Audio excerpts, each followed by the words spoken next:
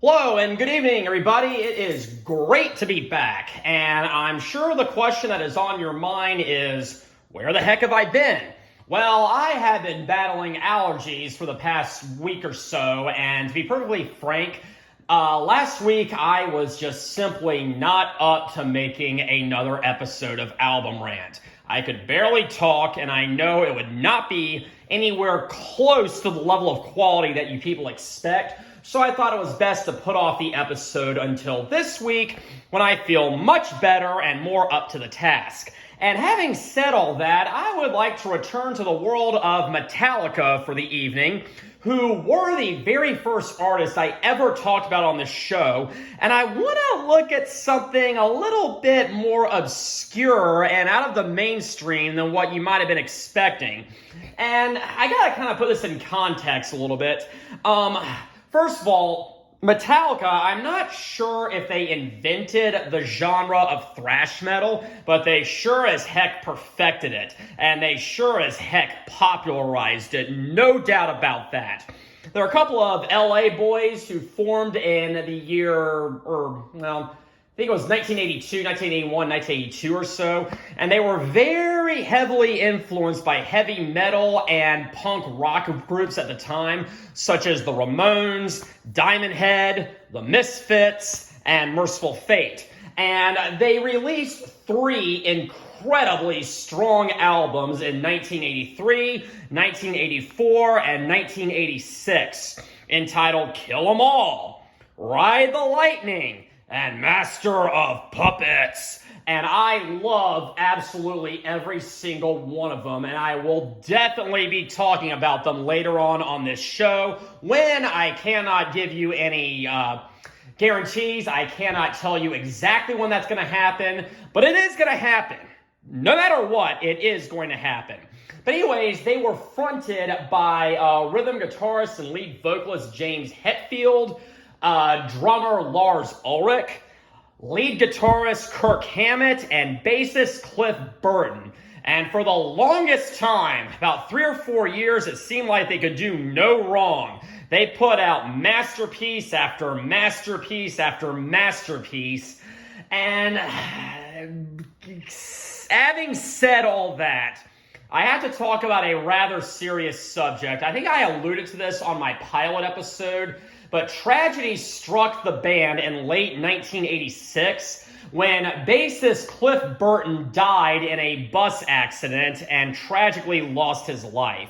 And he was replaced for the Master of Puppets tour with Jason Newsted, who you can see right over there on the far left. And he is an absolutely amazing bass player. And he really brought something to the table for the band. And it's really a complete and total shame he was never fully given the credit and the respect that he deserves. But right now, it seems like a lot of people are realizing that this band really did him dirty. He's out of the band now, and he's doing bigger and better things, it seems. But anyways, I gotta kind of backtrack a little bit. After the Ride the Lightning album, the guys decided to do a couple of covers. And they were a cover of Diamond Head's Am I Evil and Blitzkrieg's Blitzkrieg. And both of those covers were featured on the Creeping Death single, which was released in 1984 after the Ride the Lightning album. And as you can see right there, side 1 was the song Creeping Death from Ride the Lightning. And then we had 2 B-sides on the back, Am I Evil and Blitzkrieg. And so this right here was their very first attempt at doing covers. Now, they were supposed to put out a new album in the year 1987. And the truth of the matter is, from what I've read, feel free to fact check me on this, feel free to correct me on this, but I don't think they had fully written enough material. All they really had were a couple of demos, which later became the song Blackened, which ended up on the And Justice for All album. And I think Jason Newsted heavily contributed to that song. But what they ended up doing in the year 1987 was they decided to put out an EP entitled the $5.98 EP Garage Days Re-Revisisted. Yeah, that is a mouthful. No doubt about it. But you're probably asking yourself, when were the garage days initially revisited? I mean, we're revisiting them right now. What was the first time we revisited them? Well, on the Creeping Death single, Am I Evil and Blitzkrieg were also called Garage Days Revisited. So therefore, an appropriate title for this was Garage Days Revisited. Yeah, confusing, isn't it? So let's go ahead and see what we have here on the back. Yes, we have a couple pictures of the band here. Let me go ahead and zoom in here. Here is the track list, and you can see it's only 5 tracks, but they definitely are totally worth it. The whole thing kicks off with a cover of Diamond Head's Helpless, which was released on the Lightning to the Nations album, which I will be talking about later also. And I gotta say, this is a great cover. No disrespect to the original version by Diamond Head. It's amazing, but Metallica really did something special with it, and I think it is really one of their better covers, okay? It takes the same format of the original version. They did add in a few bass solos for Jason Newsted on this that were not in the original Diamond Head version, and they did remove a little coda at the end, which kind of probably didn't really suit Metallica too much, but it is an absolutely great cover. It's fast, it's aggressive, and it's Metallica-sized, if that makes sense. Then we move to song number 2 called The Small Hours, which is a cover of a song by a band called Holocaust. Now, I am not as big of a fan of Holocaust as I am Diamond Head, but still, this was a very good cover. I have heard the original version, and yes, the Metallica version is better. I am not going to split any hairs here. I'm just going to come right out and say it. The Metallica version of The Small Hours is better than the Holocaust version. Okay? Holocaust just really wasn't quite my thing. Again, Metallica put a very good spin on this, and this thing is dark and doomy, and I absolutely love it. But if I had to pick a favorite from side 1, I am probably going to give the edge to Helpless. Okay, it's faster, it's more my style, and I just really think Diamond Head is a great band, as did Metallica.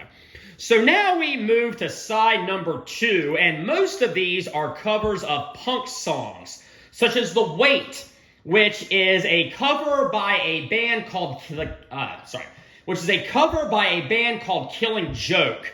I honestly do not know too much about them. I have heard the original studio version of The Weight, and it's not really quite my style. It seems to be more punk rock rather than heavy metal, which is totally fine. I understand that punk rock played a huge part in the development of Metallica. I totally respect that, but it's not really quite my thing.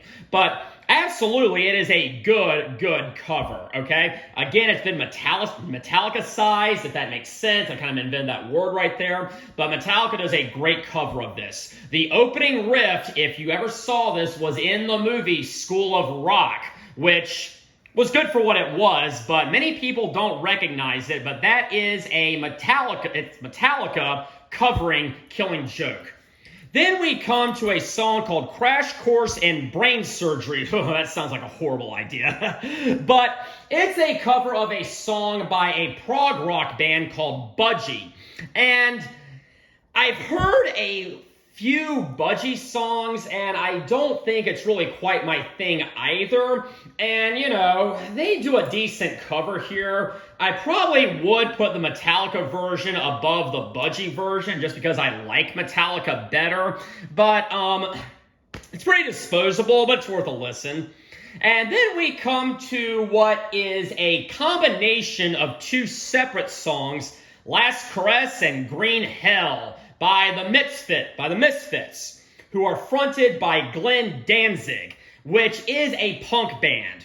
And again, obviously, I'm not too much into punk rock, and so I am definitely going to prefer the Metallica version over the Misfits version, but it's pretty silly. I mean, just listen to some of these lyrics. I got something to say. I raped your daughter today. Yeah, that's pretty messed up. Yeah, I mean, it's a good cover and everything, and something pretty interesting. At the very end, they do a little snippet of Iron Maiden's Run to the Hills out of tune for some reason. I haven't quite been able to figure that out, but it's there. But overall, I think this is a pretty good collection of covers, and I would recommend listening to this. Especially if you're a fan of Metallica. Of course, this is going to appeal to people who are hardcore fans of the band, but still, I mean, these are decent covers. They're not the kind of thing that the band was really giving their all on. I think most of these were just done in one take, which I'm actually kind of impressed of how well it came out. But yeah, I mean, it's a nice little EP, and I think it is worth a listen. Anyways, that is going to conclude tonight's episode. Next week, we are going to take a look at what happens when a band puts their good songs at the end of the album rather than the beginning. But until then, have a very pleasant evening.